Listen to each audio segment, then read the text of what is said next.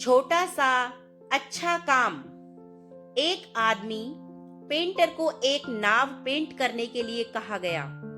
वह अपना पेंट और ब्रश लाया और नाव को चमकीले सुनहरे रंग से रंगना शुरू कर दिया, जैसा कि मालिक ने उससे कहा था। पेंटिंग करते समय उसने नाव में एक छोटा सा छेद देखा और चुपचाप उसकी मरम्मत की। जब उसने पेंटिंग पूरी की तो उसने अपना पैसा लिया और चला गया। अगले दिन नाव का मालिक पेंटर के पास आया और उसे एक अच्छा बड़ा चेक भेंट किया, जो पेंटिंग के भुगतान से कहीं अधिक था। पेंटर को आश्चर्य हुआ और उसने कहा, आपने मुझे नाव को पेंट करने के लिए पहले ही भुगतान कर दिया है सर, लेकिन यह पेंट जॉब के लिए नहीं है, यह नाव में छेद की मरम्मत के लिए है। मालिक ने कहा, अरे लेकिन यह इतनी छोटी सी सेवा थी।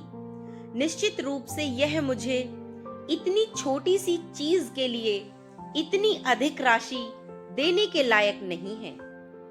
मालिक ने कहा कि मेरे प्यारे दोस्त, तुम समझे नहीं। मैं आपको बताता हूं कि कल क्या हुआ था।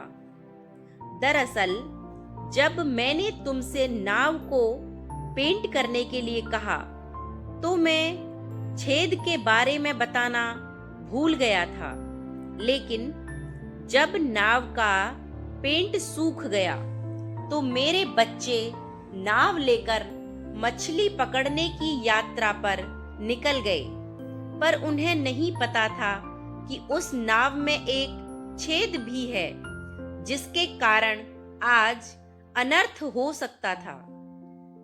मैं उस समय घर पर नहीं था।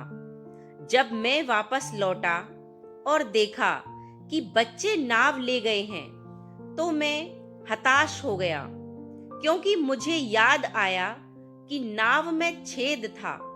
मेरी राहत और खुशी की कल्पना कीजिए जब मैंने उन्हें मछली पकड़ने से लौटते हुए आते देखा।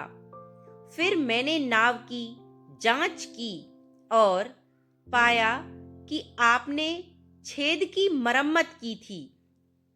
अब आप समझ सकते हैं कि आपने मेरे लिए क्या किया है। आपने मेरे बच्चों की जान बचाई है। मेरे पास आपके इस छोटे से अच्छे काम का भुगतान करने के लिए पर्याप्त धन नहीं है, तो इससे कोई फर्क नहीं पड़ता कि कौन, कब या कैसे मदद करना जारी रखें, बनाए रखें, आंसू पोंछें, ध्यान से सुने और ध्यान से सभी लीक की मरम्मत करें। आप कभी नहीं जानते कि कब किसी को हमारी आवश्यकता होती है या फिर कब हमको किसी और की आवश्यकता। कब परमेश्वर किसी के लिए सहायक और महत्वपूर्ण होने के लिए हमारे लिए एक सुखद आश्चर्य रखता है। आपने कई लोगों के लिए कई नाव छेद की मरम्मत की हो सकती है, बिना यह जाने कि आपने कितने लोगों की जान बचाई है। कुछ अलग करें, अच्छा करें और अच्छे बने रहें। धन्यवाद।